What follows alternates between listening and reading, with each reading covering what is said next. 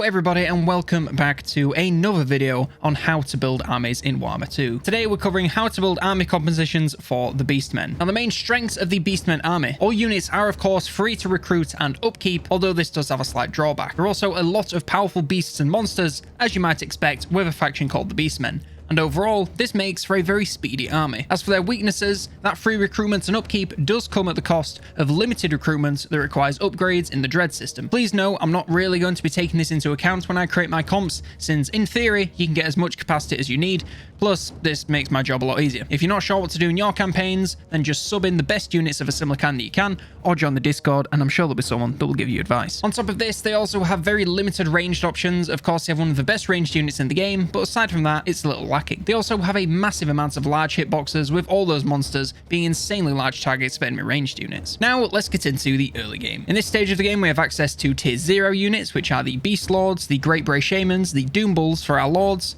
the Ungor Spearman Herd, the Ungor Raiders, and the Chaos Warhounds, and Tier 1 units, which are the Ungor Herd and the Shielded Ungor Spearman Herd. My early game composition, you can either lead it with a Doom Bull or a Great Bray Shaman. There's honestly no point using Beast Lords now that Doom Bulls are in the game, so go for one of the other two. Honestly, between the two of them, I think it really comes down to which DLC you have access to, because if you do have Doom Bulls, then you should absolutely be using them since they just do crazy damage. If you don't own the DLC, then the Great Bray Shamans are also okay, but also take a little bit longer to come online since they do need to get some spells. For the front line, we're going with 2 Shielded Ungor Spearmen and 4 Ungor Herd. The Shielded Spearmen are a standard early game Spears Ungor unit, but are worth splurging the 0 gold extra for the shields for that little bit of added defense. The Ungor Herd are a standard early game infantry unit, again are slightly higher tier boys, so you need the capacity to recruit them, but they are in fact just that little bit better. We're also going to be taking 7 Ungor Raiders, which are pretty weak arch units, but in the early game when no one has armor, they do alright, and plus, when you've got 7 of them, if you focus fire, they're going to do decent damage anyway. Finally, closing out this composition, we have 6 Chaos Warhounds, which are a very speedy Warhounds unit that are brilliant at taking on the enemy backlines and artillery. The strength of this army is of course very mobile, with most of the units having above average speed at least. There are plenty of anti-ranged units with the Shielded Infantry and fast Warhounds to take anything out that they may bring. No matter which Lord you pick, they'll both be super strong leaders, even if one takes a minute to come online. The weaknesses of this army is that it's pretty low leadership on the whole, so you'll need to take the enemy out as fast as possible before you get worn down. The damage output for most units is also on the low side, so you'll need to use blitz attacks, lords, and flanking to get your advantage to break the enemy rather than kill them. There's also not much anti-large in the army yet, so if you come across any carve or monsters at this stage, then you might struggle just a bit. Coming to the mid game now, we have access to Tier 2 units. We have the Gore Herd, the Shielded Gore Herd, Poison Chaos Warhounds, the Razor Gore Herd, Harpies, Centigores, Great Weapon Centigores, Tuskor Chariots, and Bray Shamans. In Tier 3, we have the Bestigore Herd, the War Gores, Feral Manticores, Chaos Spawn, Throwing Axe Centigores, Razor Gore Chariots, Minotaurs, the Gore Bull, and the Giant. My mid-game composition, of course, still being led by either the Doom Bull or the Great Bray Shaman. The Doom Bull will still be tearing up the enemy lines, especially if you invest in any of his skills to improve them. Bray Shamans will also have access to a few spells by this point and be providing a ton of value to the army, as well as possibly some chariot utility. Now that we're going to introduce either a Bray Shaman or a Gore Bull to the army. If you've gone for the Doom Bull to lead, then taking the Bray Shaman now will get you that magical value you've been lacking, and this is the way I prefer to do things. However, if you have the Great Bray Shaman leading, then I think the Gore Bulls will still do an excellent job battling, especially since you can sink all of your points into their combat abilities. For the front line, we're going with 6 Bestigores. They are top of the line, armor-piercing melee infantry for the Beastmen, and they really can't be beat. Yes, you'll need to grind to find that capacity, but if you can manage it, there really is nothing better for the raw dog damage output of the Beastmen. We're bringing 4 Minotaurs, and these are going to be used as kind of a pseudo-cav since they have just brilliant speed. You want to get them around the enemy and charge into melee backs, or duel their cav to protect your front lines from attack. If all else is done, then get them into the backs of the front lines or the backs of the back lines for some soul-crushing charging work. We're going to bring 4 Chaos Spawn to be embedded in the infantry lines to do even more damage in combat. Now, they may not be the most armor-piercing in the world, but they are unbreakable, so we'll fight to the last man, or tumor-ridden blob in this case. I prefer to take them over Minotaurs for this in particular. Finally, we're rounding out this army with 4 of either the Poison Chaos Warhounds or the Razor Gores.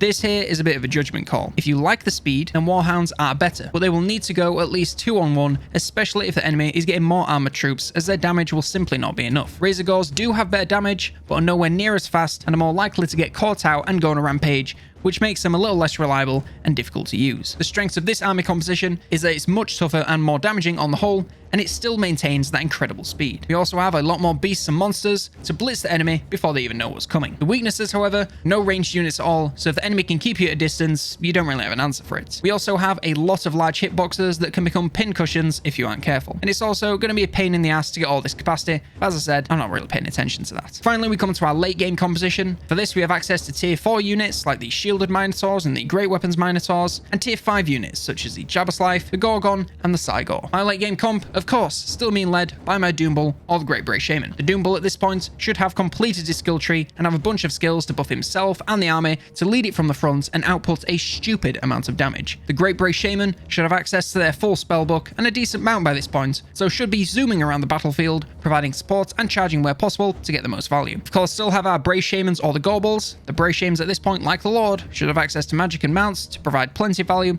and the Gorbals should have some pretty insane stats, provided you sink as many skill points as possible into their battle stats, and they'll provide a ton of value in the front lines. We're of course sticking with our 6 Bestigors since we've unlocked nothing better, but we are now gaining 3 Minotaurs with shields. These are brilliant anti-infantry monsters that come with a little added defense to keep them alive that little bit longer. I love using these guys either on the front lines or to get them around and charge into the enemy backs. Alternatively, since my army doesn't really have anything faster, they can also be used as pseudo-cav to charge down the enemy back lines before they get any value out of their ammo. We're also bringing 3 great weapons Minotaurs, slightly different variants with increased damage versus large, so I like to use these guys as cav hunters to burst them down as much as possible. If not, then anything large on the enemy team is next on my list, and if they're still hungry for more targets, then enemy front or back lines, they do await. We're bringing 2 Jabberslives, which are disgustingly beautiful anti-infantry monsters that deal massive damage all around themselves and can honestly take on most blobs of infantry alone, but they'll have the Bestigors backing them up anyway.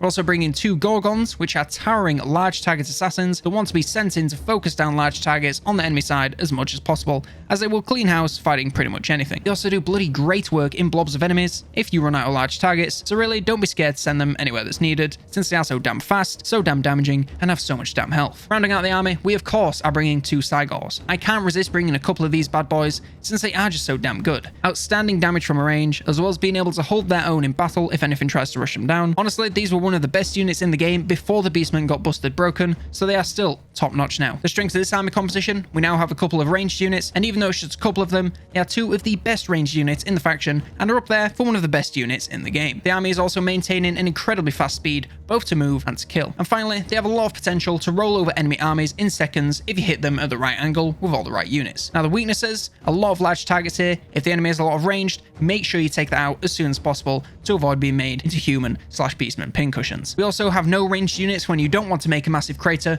so just be careful where you're aiming those guys. Now to close you out and show this army in battle, I'll pass you over to live commentary Miles. Take it away. Thank you very much for that, Miles. Yes, here we are on the old Cliff of Beasts, and we're of course going against the Empire. Why would we not be going against the Empire? As I always say, they are a great litmus test for going against any army, since they are just good in every single category, so you get a good idea of how you're going to perform. So as you can see, I'm starting far away from them, and you would think I'd be concerned about these Luminarchs of Hysh and the Hellstorm rocket batteries and all their ranged units, and yeah, here I am. So I'm desperately trying to rush all my units up the Bestigors while moving to take on their front lines. Both sets of Minotaurs are moving the Minotaurs with shields on this side, which is a little bit unfortunate since they have some cav there, so I should have probably mixed in some great weapons. The great weapons are on the left side and will be taking on this cavern moving around to the back side. The monsters are also moving up. I'm not moving them up too quickly because I don't want them to get focused fire, so when the Bestigors get into range of all these ranged units, I'm going to let them loose, let them on full speed to rush the enemy, and of course doing the same with the Doombull and the Spellcaster Bray Shaman with Wilds. I don't know why I've become a Texan from the 1920s. Anyway, this guy is also going to move up to cast some wonderful spells. And of course, the Cygors have been assigned their targets, which for now are just the Great Swords, since, you know, arm piercing damage. You can't really complain when it's going against armor. So let's just speed this up here, turn the game down, because it is bloody loud. The Luminarchs of Hysh, fortunately for me, I've decided to aim at my Bestigors, rather than, you know, my Gorgons or my Lords or my Jabberslives or my Cygors or anything that's actually valuable. The Bestigors are good units, and you definitely want to take them if you can. But compared to the other units, like, it's just not even a challenge. So I do notice over here that the enemy captain is going to attack, as are the Demogryph Knights of Halberds and the 2 units of Great Swords. So I'm like, these guys are going to absolutely trounce, so I may as well just lean them into it and try and focus down these Demogryph Knights of Halberds. Unfortunately, they do have halberds, so they're going to feel the burn of that anti-large damage. But nevertheless, with this many units of Minotaurs with that much armor-piercing damage, they should do quite nicely. We can see here on the middle of the battlefield. Most of my best scores are now getting into range and will be very quickly pressing against the enemy. And just the key with the Beastmen is just momentum. As long as you keep moving towards the enemy and barreling through them, they can't really do a lot to stop you. It's if you sit there and let them pick you to pieces, that's when you start to die. Now, I've also decided to pull the Gorgon off to assist in this, since I'm like, well, the Demogryph Knights are actually very good. And, you know, all these great swords, I want the Minotaurs to focus on the great swords and the Gorgons focus on the large targets. So I decided to move him in. As you can see, I've decided to also send in my Doom Bull to take on the Empire Captain, but I believe he starts flying before he gets her, so the Doom Bull will be assigned a different target soon. Oh, there we go. Luminarch of Hysh just landed a shot in the Jabba's life. That's exactly what I didn't want to happen, because god damn, that hurts. Look at that. How much health that chunk? I can't tell, just keeps resetting. It's a good chunk of health, a couple of hundred, maybe 1,000. Luminarchs of Hysh, really serious units. There we go, engaging with the Nordland Mariners, Halberdiers. And then we are just literally just crushing everything into the front lines. Other Demogryph Knights with halberds coming in, but we have the Gorgon coming in to support. I'm going to be sending these Minotaurs with great weapons, hopefully around these guys, to try and take out the artillery as quickly as possible. This is something I definitely could have improved on this battle. There is a lot of enemy range units, and I really did struggle to get around them. And that's just me being bad at the game, to be honest. Not really anything to do with the army. They just deployed very wide, and I didn't really play to counter it.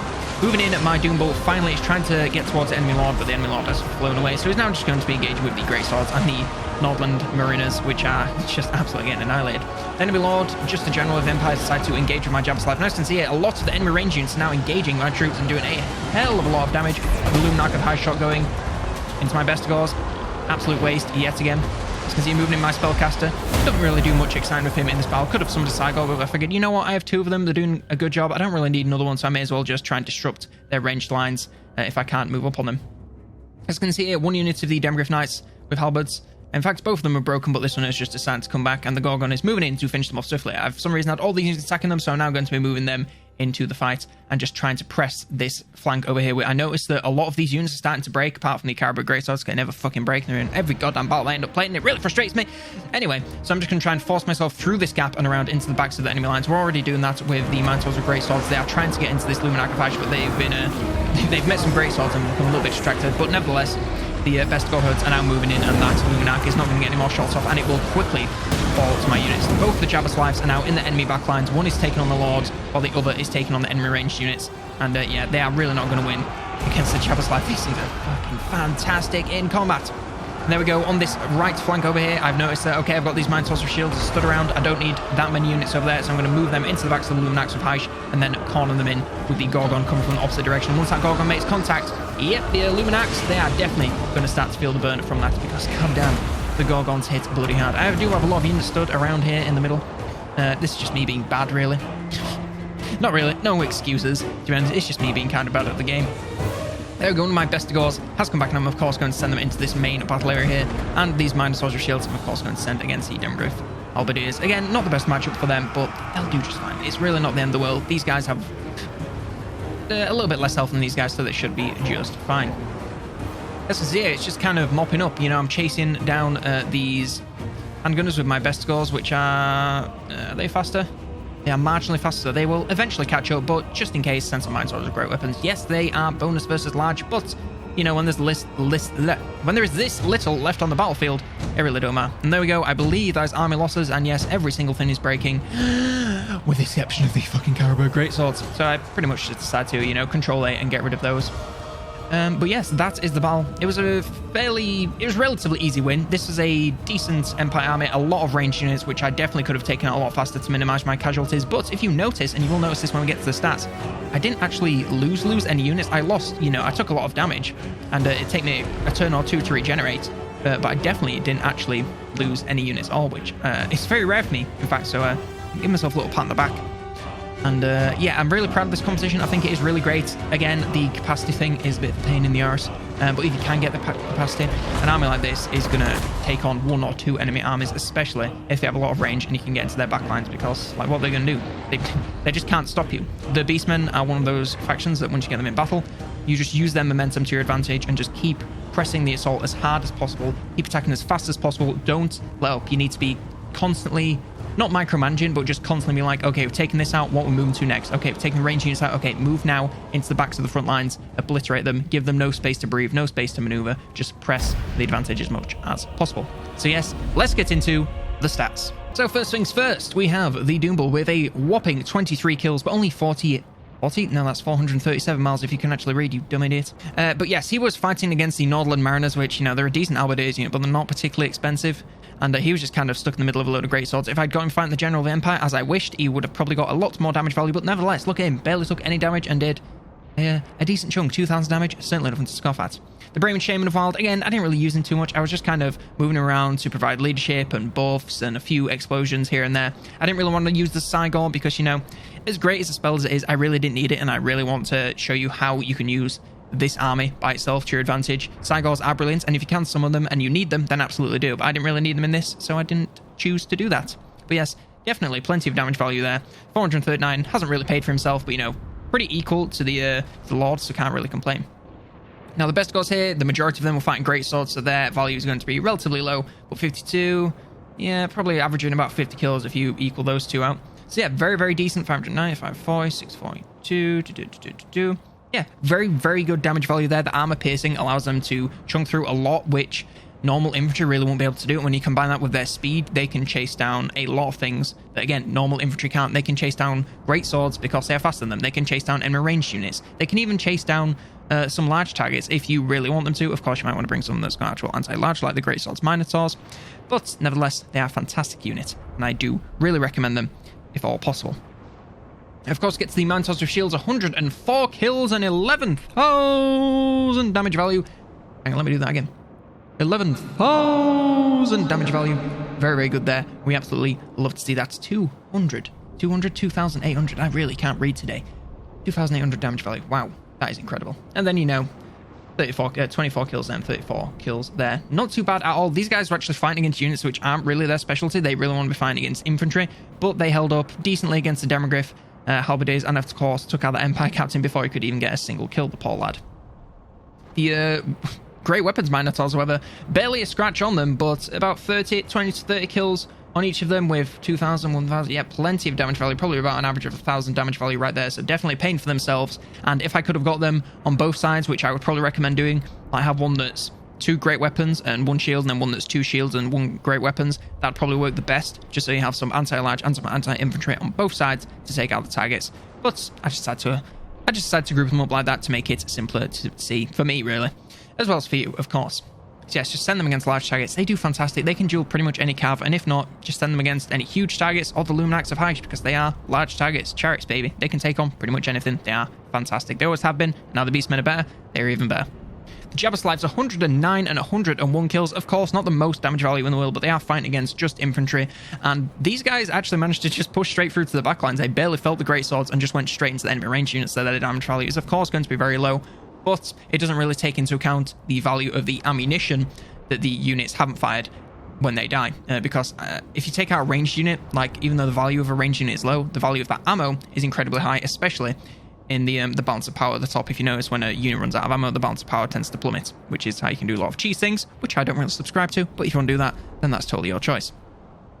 Of course, the Gorgons were going against very high value targets, so even 27 and 17 kills at 759 damage value and 1,283 damage value. They were both going against the Demogryph Halberdiers, and I believe they also got into a lot of the enemy Luminax of Hysh and probably dealt a few of the killing blows to them. So yes, Gorgons are incredible. And again, another unit that you can probably send around with your Minotaurs with great weapons, and any large target that the enemy has, even if it's a huge target like Giants or the Arachnorok Spiders, just send this guy in with maybe some great weapons.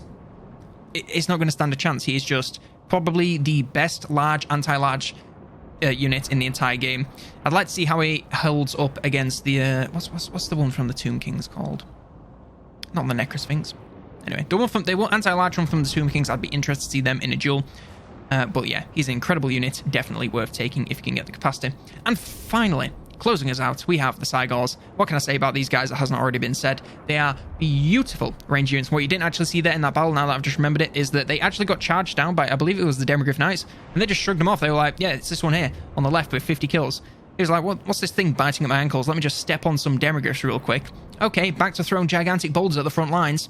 So yes, they are just beautiful units. You can just set them and forget them, honestly. And that's pretty much what I did. I think I just changed their target when they started moving towards the front lines after they'd obliterated their great sword targets. Fantastic units. And again, just make sure you can get the capacity. I know it might seem like a lot, and if you do this for every single army, it is going to be a hell of a lot. But to be honest, when you get to the end game of the Beastmen, there's not really much else to spend the dread on, so you may as well splurge out and get some extremely powerful armies, as it will really help you in just rolling through the entirety of the universe. So yes, that's going to close us out for today, and that's going to end this video on how to build Beastmen army compositions. I do hope you've enjoyed it. If you did, then be sure to leave it a like. If you didn't, be sure to leave it a dislike. You know, I really want to know what you think, so definitely be sure to let me know. If you've got any questions about the Beastmen, then leave them down in the comments below. I'd be more than happy to help. And if you want more help on the game in general, or if you just want to get in contact, then definitely be sure to join the Discord, which is of course always linked in the description below. I'd like to take this time to thank all supporters of the channel, in particular Kobe Said So and It's Your Boy LC, for their wonderful support at the Unclean Ones tier. I really can't thank you guys enough. One more time, thank you so very much for watching, and for now, I've been Colonel Damneders, and I will see you next turn.